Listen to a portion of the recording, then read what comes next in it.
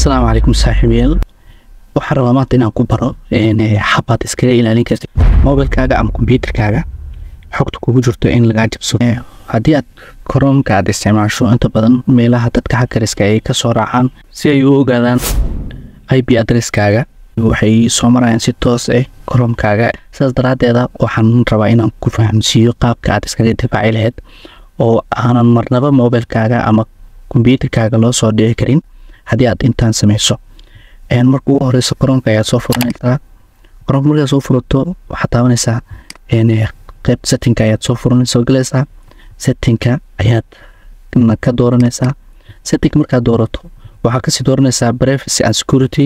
markaad privacy and security aad taabato aad doorato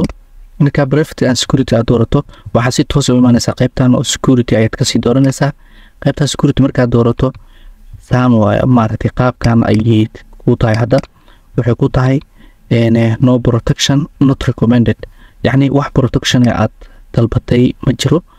maaragtay marka meeshan kor ayaad ka dhiganaysaa enhanced protection wax walba intaano yani ay ka celinayaan faster waa degdeg maaragtay proactive protection against dangerous websites yani website-yada qaar waxaa jiro marka aad booqato waxay si toos ah u ogaanayaan